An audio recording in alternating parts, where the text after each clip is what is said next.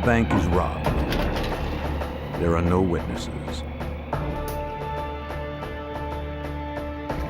Its president is missing without a trace.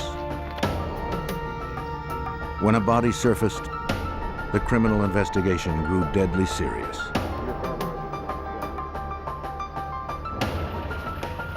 Federal agents descended upon a small town that found itself gripped by fear.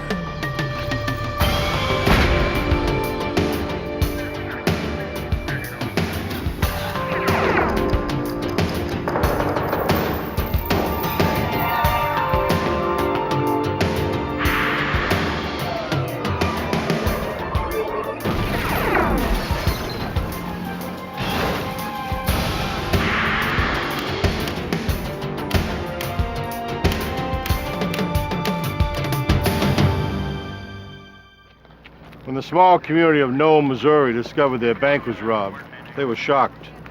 When the bank president turned up missing, they were outraged. But things aren't always as they first appear. And when clues began to surface, the facts were more terrible than anyone could have guessed. I'm Jim Kallstrom, former head of the FBI's New York office. For federal agents, the Noel bank robbery became an intricate case in modern forensics and dogged determination.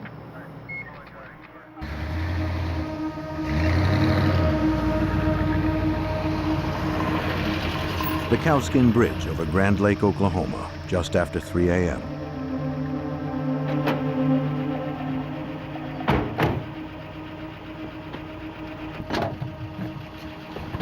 The lake is popular for fishing and boating.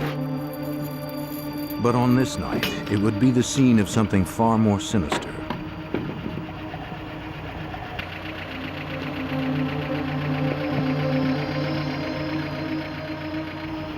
A gruesome crime, meticulously planned and executed. A cold-blooded murder that would shatter the tranquility of the nearby town of Noel, Missouri. No! No! No!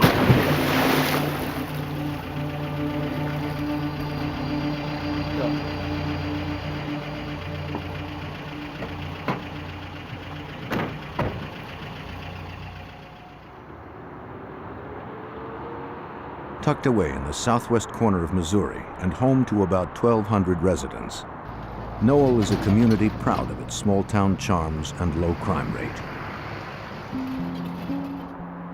On the morning of October 6, 1989, Pauline Coonrod headed off to work at the State Bank of Noel.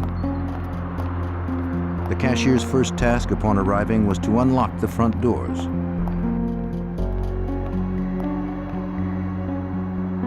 But Coonrod found the doors already open. She thought perhaps the bank president, Dan Short, had arrived early. But as she walked through the building, she saw no one.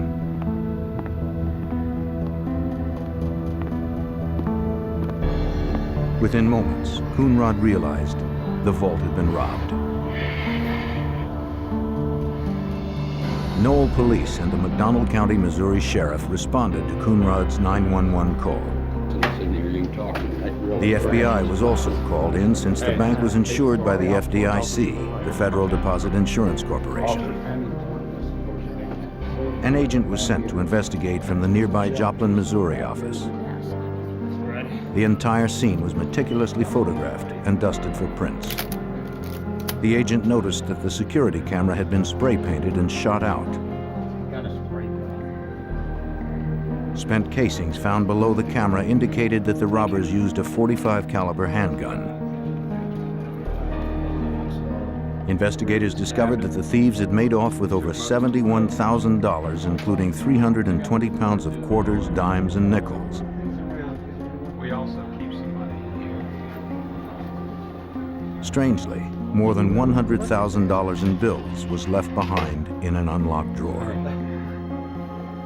Bank President Dan Short was one of 4 bank employees with access to the vault and its time lock. Yet he was the only one of the 4 who hadn't arrived that morning. Questioning him became essential to the investigation.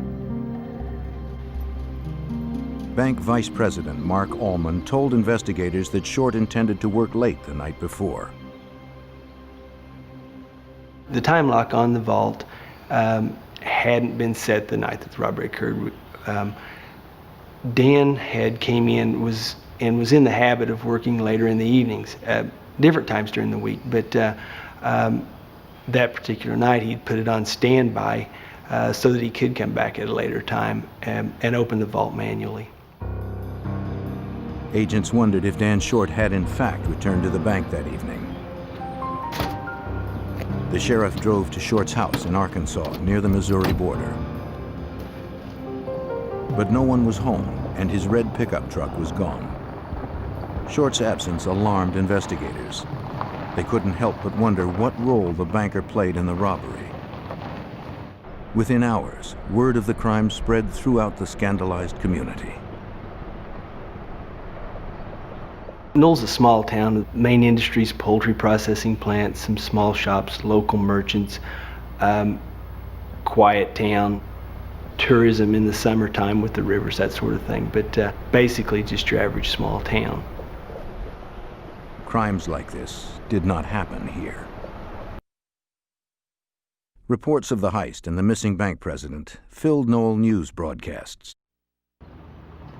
Investigators received many calls from the community offering help. One call from an employee at Sibley Manufacturing just outside of town gave investigators their first break. Hey, listen, come in this morning. I see this truck. He reported a red pickup truck abandoned in the factory parking lot.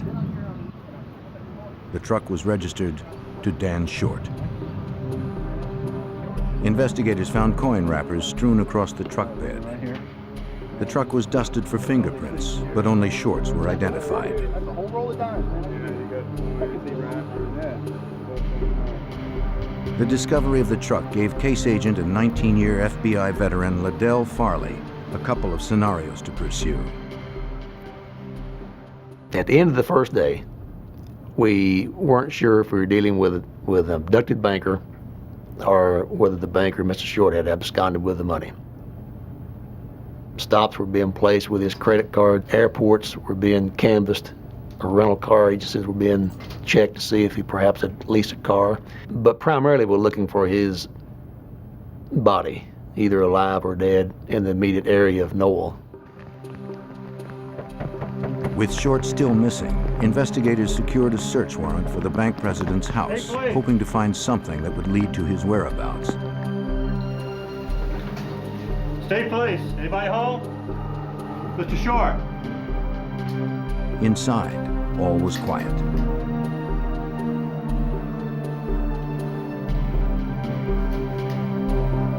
Trooper, look here a minute. In the kitchen, they discovered an overturned trash can, suggesting perhaps a struggle.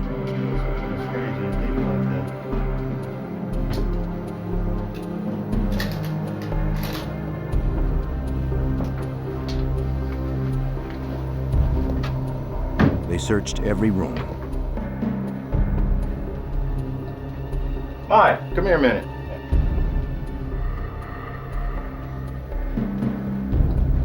By the bed, they found Short's glasses on the nightstand.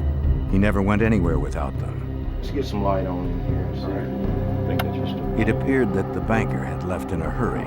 I'd say he cleared. Yeah. Still, it was impossible to determine from the search whether he had fled or was abducted.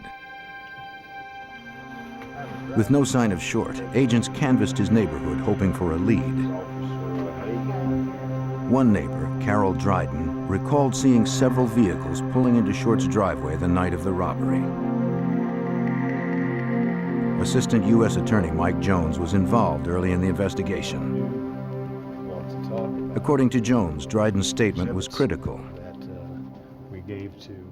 Around 2 o'clock in the morning, which really gave us the first time frame, she saw lights going into Dan Short's property, headlights, and then about 15 or 20 minutes later going out of Dan Short's driveway. But the neighbor's statement didn't put the FBI any closer to finding Short. McDonald County Sheriff Don Schlesman was a lead investigator in the case and coordinated the massive search for the banker in the area surrounding Knoll. We set up a command post on the west side of Knoll. The groups were split up, giving roads to walk down. Highway Patrol had their helicopter down, we had airplanes. Just mainly did a search from the air and ground. Beginning from the location where Short's truck was found, search teams proceeded outwards in concentric circles, hoping to find a trace of Short in the immediate vicinity.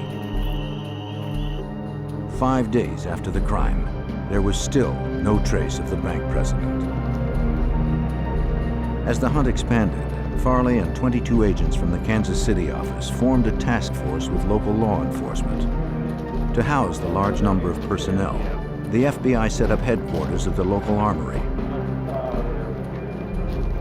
While they unpacked, leads came pouring in from concerned residents.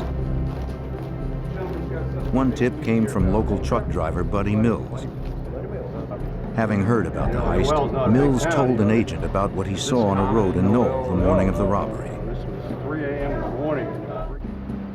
Returning home from work at about 3 a.m., he encountered 3 vehicles leaving town.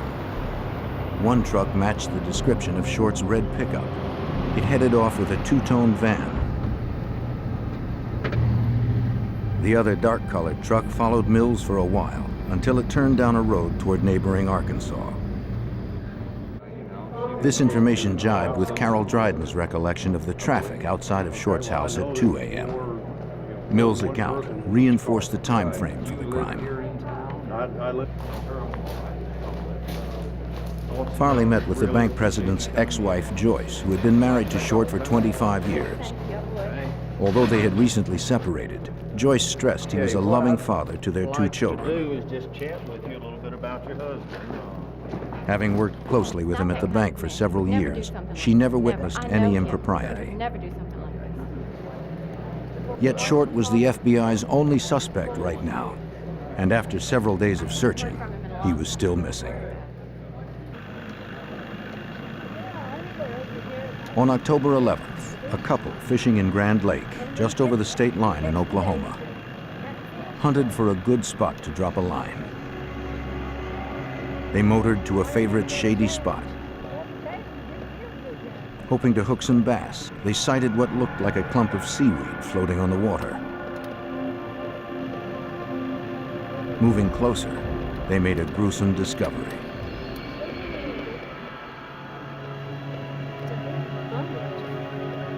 Just under the surface, they saw the head and arms of a submerged body. 5 days after the robbery of the State Bank of Knoll, Missouri, a dead body surfaced. 2 employees of the marina towed it to a dock. The body was badly decomposed, but the coroner determined that the man had been dead for 5 days. Immediately after death, bacteria begin to break down the soft tissues of the organs, releasing gaseous compounds. After a few days, the gas fills the corpse and can lift the submerged body to the surface. Sheriff Don Schlesman recalled the bloated remains lifted additional weight from the bottom of the lake.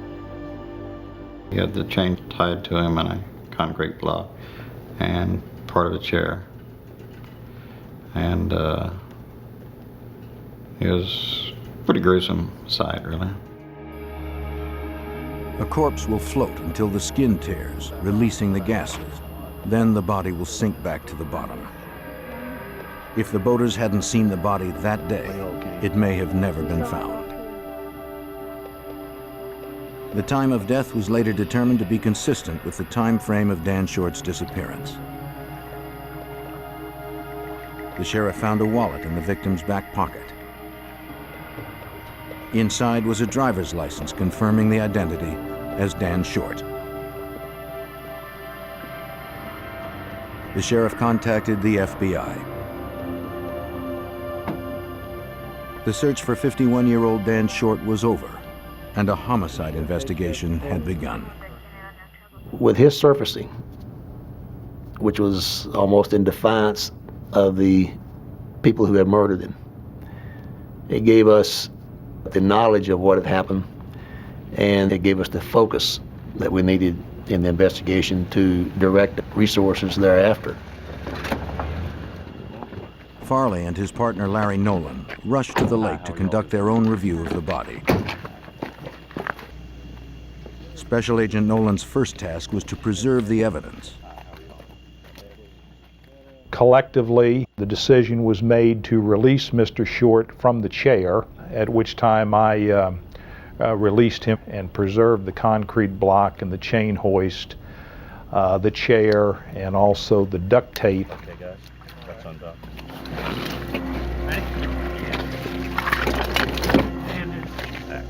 With Short's corpse freed from his death trap, the coroner removed the body.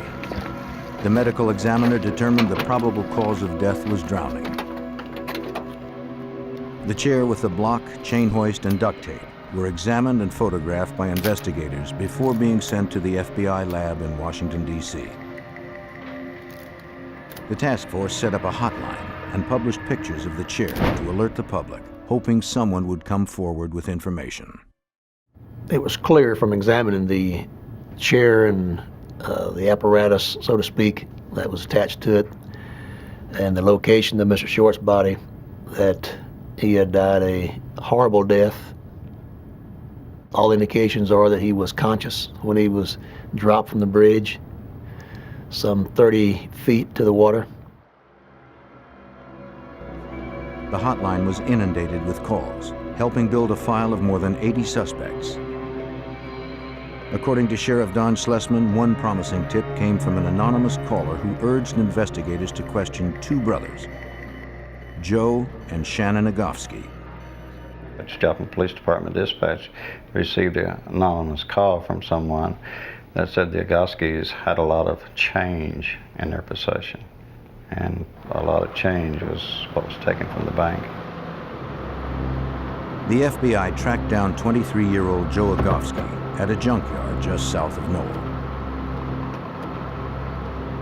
The manager pointed agents to where Joe worked on his car. Yeah, sure. He's working right out there in that yard right there. Oh, that's him right there in the black vest? Yeah. Okay, thank you. How you doing? You Joe Agofsky? Yes, sir. Joe said that on the night of the robbery, he had been at his girlfriend's house, more than 40 miles from Is Knoll. she available, and does she live locally here? Yes, sir. Okay, very good. We're also interested in 45 handguns. Do you have that? He was cooperative and told them he had two .45 caliber handguns, Could we see it? the same caliber as the weapon used to shoot out the security camera. They inquired if they could test fire the guns. Joe agreed and told investigators the weapons were stored at his Locally home. available? Thank you. Appreciate it. His 18-year-old brother Shannon would be there to meet them.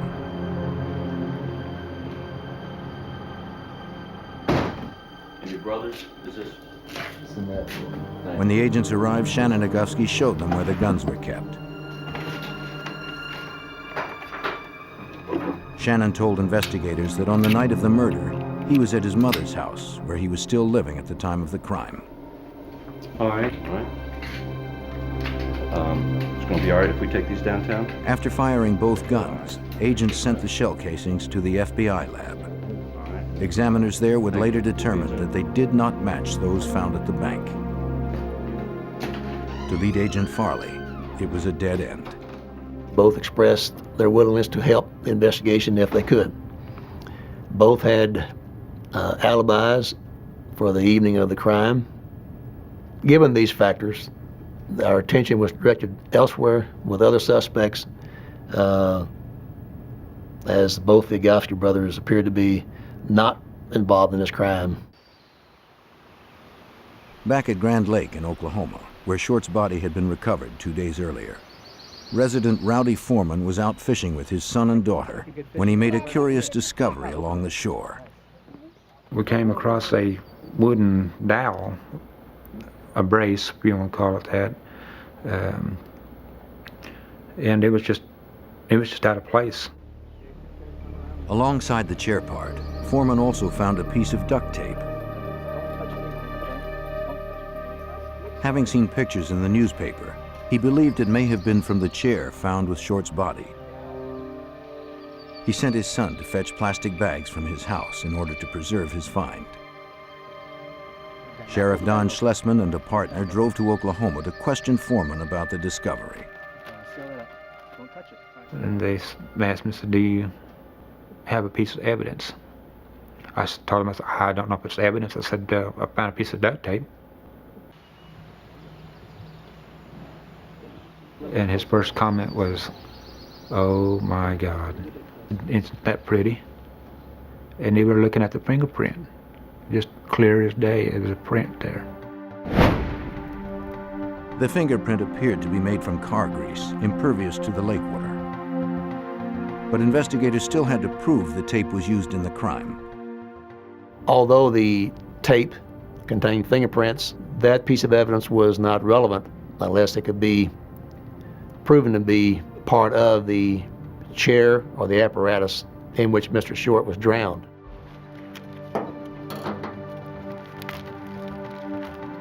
To prove that, FBI examiners would have to match the glue and strands from the torn piece of tape with the tape found on the chair. But that would take weeks. Until then, the FBI and local investigators still had no prime suspects for the crime. A week after the robbery of the State Bank of Knoll, Missouri, and the brutal murder of its president, Dan Short, the FBI had recovered Short's body, the murder device, and a possible fingerprint from a nearby lake. Investigators fielded calls from residents who were willing to help, but also afraid to do so. Due to the manner in which Mr. Short was killed, although the local citizens were very concerned and wanted to be helpful, some were reluctant to do so out of fear. Therefore, some of the witnesses did not come forth. They did so sometimes out of the insistence of a friend or an associate. Farley received one such call from a man who claimed his friend might have information about the chain hoist wrapped around the chair that drowned Dan Short. The friend's name was Wayne Boutain. Boutain owned the chain hoist, which had recently been stolen. Though he notified the police, the hoist was never recovered. He suspected the Agofskis of stealing it. Farley showed Boutain the photos of the hoist investigators had retrieved from the lake. Boutain identified it as his own. He recognized damage on the pulley.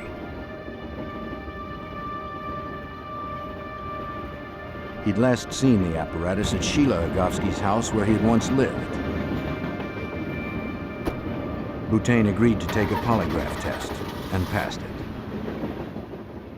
Another important development in the case was the determination that the chain hoist, which was duct taped to the chair, was property of Wayne Boutain, who had left it at the residence of Sheila Agofski a few days before the murder of Mr. Short.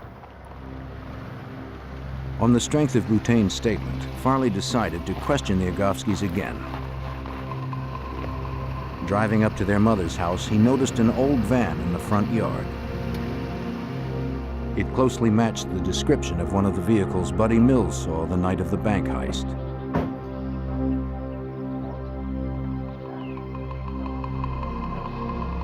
Can I help you with anything? Yes, ma'am. Farley questioned Sheila about the missing chain hoist, but she claimed to have no memory of it. She also corroborated Shannon's alibi, saying he was at her house the night of the murder. I don't know anything about it. I have no idea. Okay. I can't help you with anything. I appreciate your time. We'll be back in touch. Farley left with suspicions that she knew more than she was telling.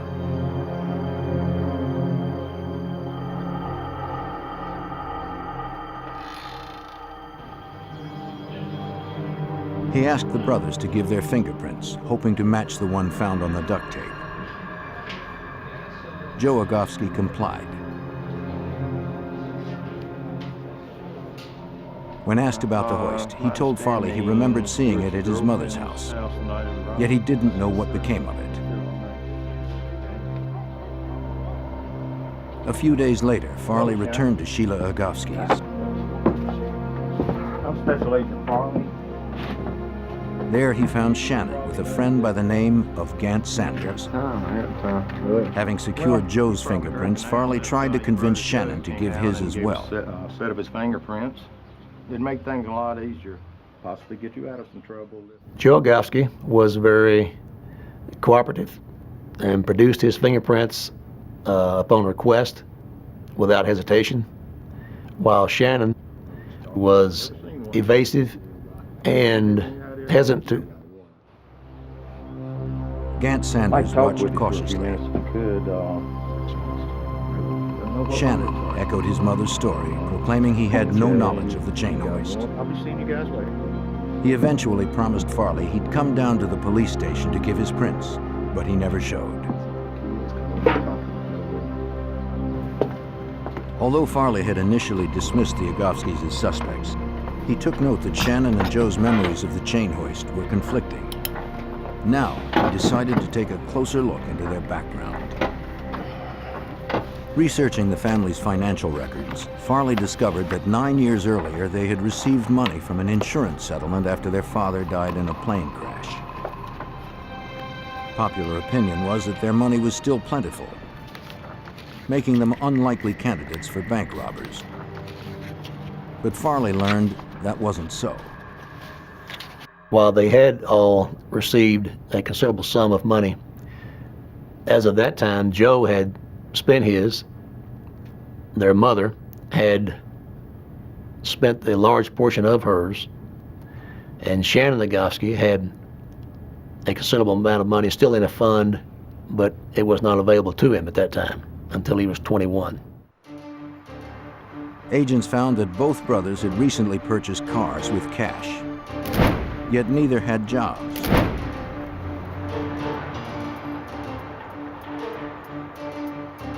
Investigators also determined that 18-year-old Shannon had spent more than $5,000 since the heist. Although the Agofsky brothers' spending looked suspicious, Farley still had no solid evidence linking them to the bank robbery and murder. Revisiting crime reports and witness statements, he made a new connection. Truck driver Buddy Mills said he had seen 3 vehicles leaving Knoll on the night of the robbery. That meant there was a possible third suspect out there. If 2 of the vehicles were driven by the Agofsky brothers, then perhaps the other was driven by one of their friends.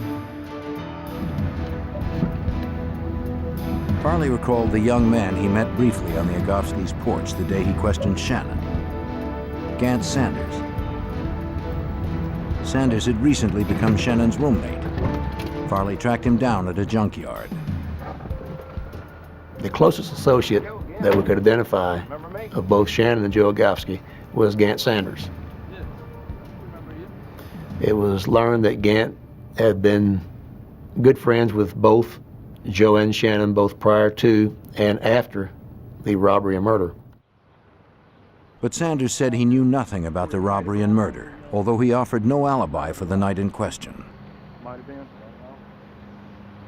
Okay. Farley decided to question Shannon again, this time with a polygraph machine. A couple of things about the test is nothing will be painful. The test was administered in a motel room by a technician from the Missouri capital of Springfield.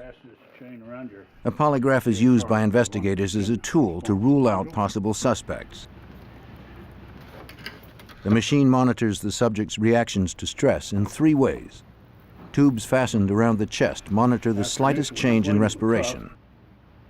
Low-voltage electrodes placed on the finger detect moisture on the skin. All right, relax your arms. And a cuff on the arm measures changes in blood pressure. The examination is based on the body's fight or flight principle. I'll need you to sit perfectly still. When the brain perceives a physical or psychological threat, the body responds by increasing blood pressure, heart rate, and respiration. Shannon Agofsky was asked about Dan Short, the robbery, and the murder. Did you take a chain hoist from Wayne Butane's? No. Did you kill Dan Short? No. Based on his physiological responses, the examiner determined that the younger Rogowski brother was deceptive about his knowledge of the crime. It was clear to Farley that Shannon was somehow involved. You do. But he'd need more convincing evidence to bring charges. Figure out what's best for yourself. In December 1989, the Rogowskis were subpoenaed to appear before a grand jury to answer questions under oath. Each family member gave testimony separately. Shannon, Joe, and Sheila each disavowed any knowledge of the bank robbery and the murder of Dan Short. After questioning, Shannon was once again asked to supply his fingerprints voluntarily. Can you tell me where these are? Again, he agreed and set an appointment. In Washington, D.C., FBI analysts continued to examine the items sent to them by the agents in Knoll, trying to match the chair part and tape retrieved by Foreman to the chair and tape that had been bound to Dan Short. An examiner confirmed that the wood found by Rowdy Foreman was part of the same chair that Dan Short was taped to. The piece of tape with the fingerprint on it was the most promising piece of evidence. But did it match the tape used on the chair and body? It did. Examiners were conclusively able to link these portions of tape by matching the torn ends, the fibers, and the glue. The tape found by Foreman had 2 complete prints on it. They compared the prints to Joe Rogowski's, but they did not match. Farley recalled this finding was not all bad news. The fingerprint examiner notified me that the prints on the tape were similar to that of Joe Rogowski, but not identical. And he advised me that the fingerprints of siblings were often similar in pattern. Therefore, getting the fingerprints of Shannon Rogowski was imperative. Although he told the grand jury he would provide his fingerprints, Shannon never did. But this time, Farley would force Shannon to comply by serving him with a subpoena. Grudgingly, Shannon Rogowski gave his prints to the FBI almost 5 months after the heist and murder. Since comparing his prints to those found on the tape would take several weeks, Shannon was free to go.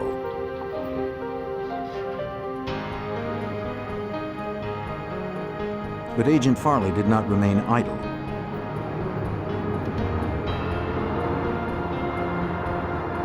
He knew that Gant Sanders was close to both brothers and probably knew more about the crime than he had said. So he decided to confront him.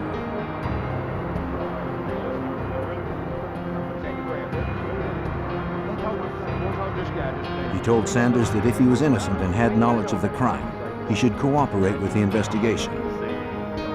But if Sanders was knowingly protecting the Rogowskis and they were convicted of the robbery and murder, Sanders would be jailed for aiding and abetting.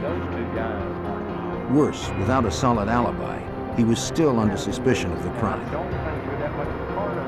But Sanders revealed nothing. He remained faithful to the brothers. Farley thought that perhaps Sanders was hiding his guilt with his silence.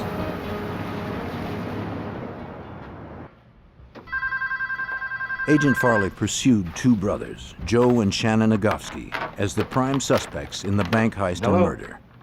Joe's fingerprints had been compared to the 2 found on the duct tape from the murder device. His did not match. As investigators waited for results on a comparison with Shannon's, additional partial prints were discovered on the tape. Now the FBI needed new prints from Shannon, a 360-degree view to match the partial prints on the duct tape. But Shannon was nowhere to be found. Farley hoped that he could get to Shannon through one of the Rogowski brothers' friends, Gant Sanders. The agent also suspected Sanders could be the unidentified accomplice. But cooperating with the FBI would mean betraying his longtime friends. Finally, in June of 1990, hoping to clear his name, he contacted Farley, wanting to talk. Investigators told Sanders they thought that he had helped commit the bank robbery and murder in Knoll with the Agofsky brothers. But Sanders claimed he had nothing to do with the crime. However, he did admit to his involvement in another, more recent incident. On one particular evening in late December 1989, Shannon and Joe Agofsky broke into a house in Missouri and stole several rifles. The brothers rendezvoused with Sanders later that evening, setting the second part of their plan into action. The next day, Sanders and Shannon drove across the state line into Arkansas and sold the guns. It was a federal violation. Sanders recalled another time when the brothers tried to convince him to participate in another, more violent crime just months after Dan Short's murder. Sheriff Don Schlesman recalled how the Agofskys tried to recruit Sanders. And they told him, we're not doing any more Mickey Mouse stuff. We're going to go hit a place, and there's probably going to be some shooting because they got armed guards. And if you don't really want to kill somebody, you'd probably better let us know so we can take you back home. And so Gant told him he didn't really think he wanted to be involved in something like that, so they turned around and did take him home.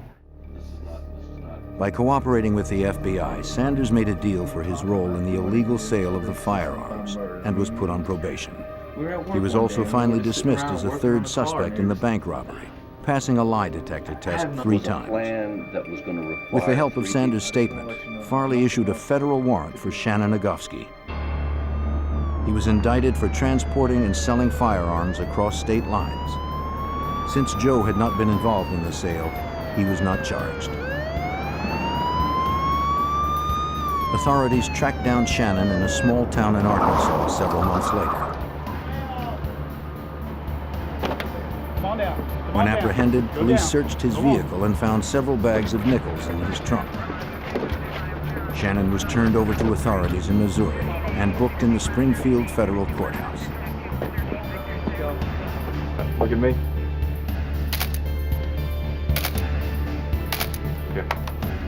While being processed, Farley acquired the set of Shannon's fingerprints examiners had been waiting for.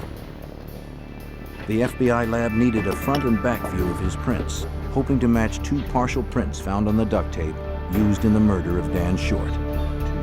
But his older brother Joe was still free, and Farley had little evidence to tie him to the crimes. Investigators knew the brothers remained in contact while Shannon was behind bars.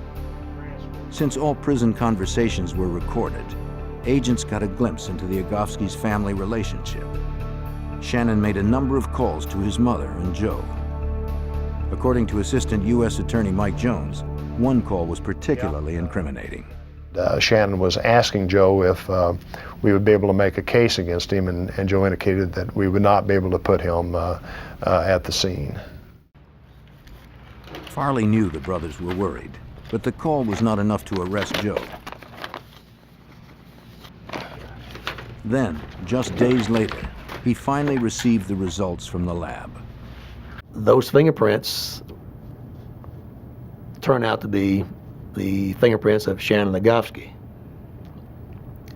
The tape was determined to have come from the chair in which Mr. Short was bound to. Therefore, that piece of tape became a most important piece of evidence in this case. Mike Jones now had a strong case against Shannon. We knew we were going to prosecute Shannon once we got those first 2 fingerprints, and then the main focus was on Joe, trying to get a case built against Joe. How's it going? Finding evidence against Joe was a thorny task. Nothing directly linked him to the crime. Once again, Farley combed through financial records to see how much Joe had spent. Good, yeah. We attempted to determine all his cash transactions and did determine that he had spent some $19,000 in cash during the 16 months following the robbery. During that time, he was unemployed, and had no logical explanation for having that much cash. Scrutinizing Joe's phone records, Farley made another important find. Joe had made several long-distance calls to his girlfriend at her home during the very days leading up to and after the robbery. Yeah. The calls destroyed his alibi. Joe had stated that he was staying with her the entire time. Not too smart.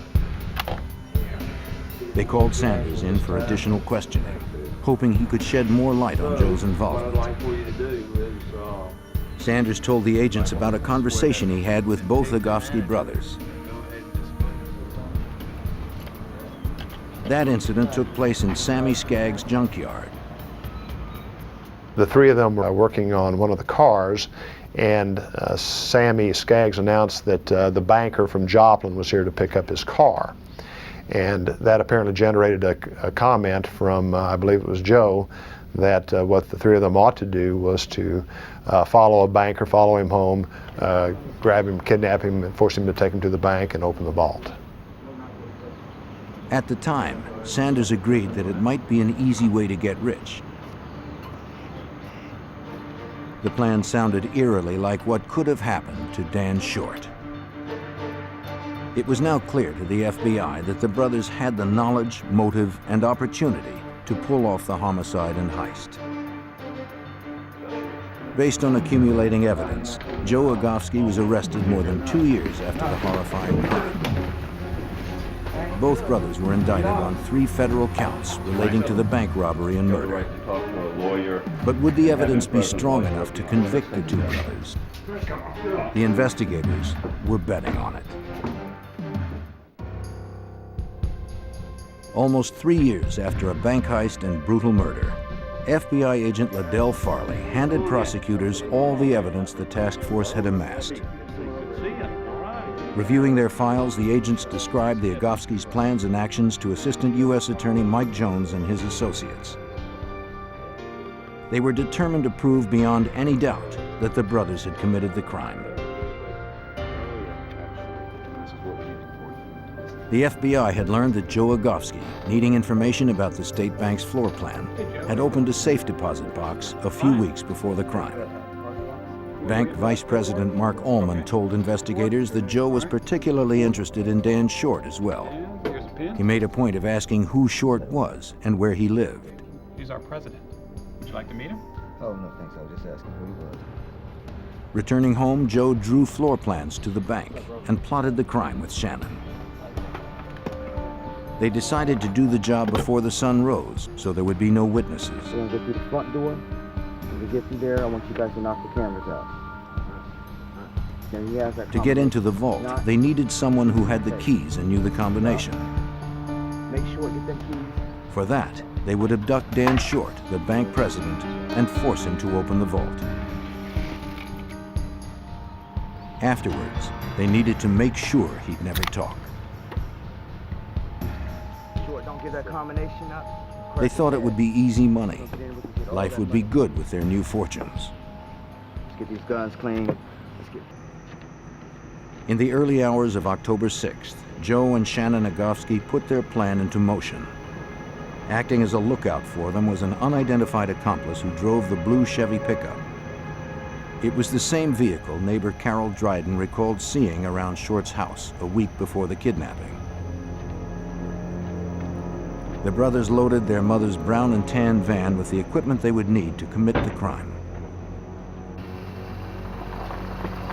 At around 2 a.m., they arrived at Dan Short's house, a brief trip across the Arkansas border.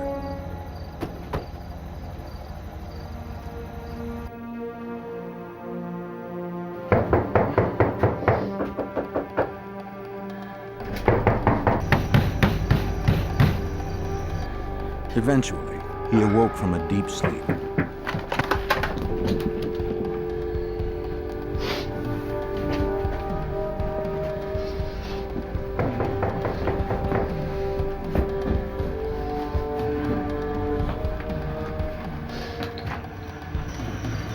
The intruders would be the last people he ever saw.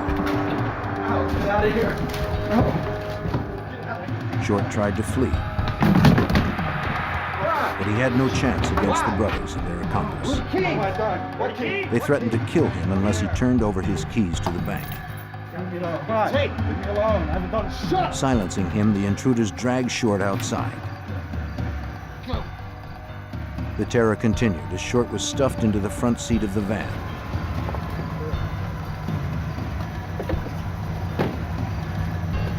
Each criminal drove one of the vehicles, including Short's red pickup, as they sped off for the bank. Agent Farley and the prosecutors continued piecing together the events of October 6th.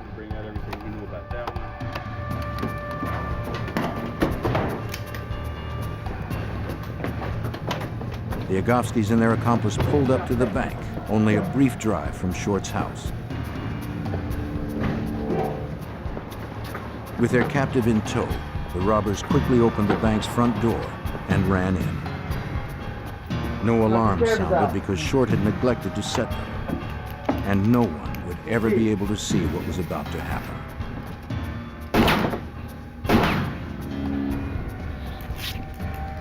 Let's go to that desk. After ripping the duct tape off his mouth, they pulled Short over to his desk and retrieved the keys to the safe. 7 left. Then they forced him to provide the vault's combination. Hurry up. 22 right.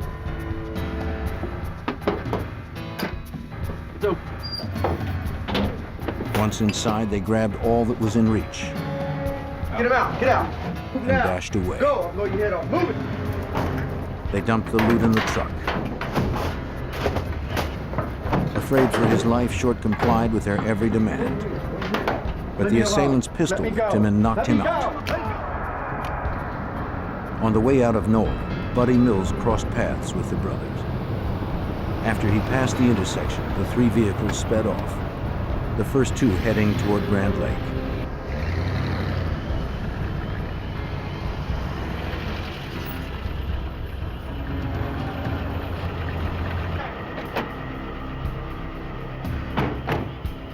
Reaching Grand Lake, some 22 miles from Knoll, the two remaining vehicles stopped along the high point of the Cowskin Bridge.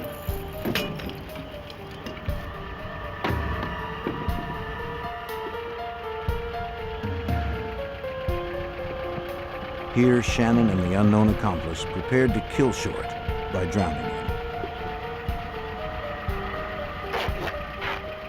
In his haste, Shannon took off his gloves to secure a portion of the tape. Shut up. And unknowingly left greasy fingerprints behind. Stop. What are you doing? Stop. Don't do this. Then the two attached the stolen chain hoist. I'll do anything. Anything you want.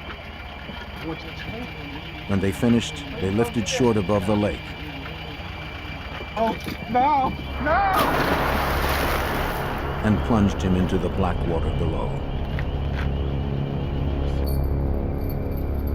At the first trial in September 1992, the evidence was strong enough to persuade a jury to convict Shannon and Joe Agofsky of 3 federal crimes relating to the robbery, abduction, and use of firearms during the illegal acts. In the state trial, only Shannon was found guilty of murder.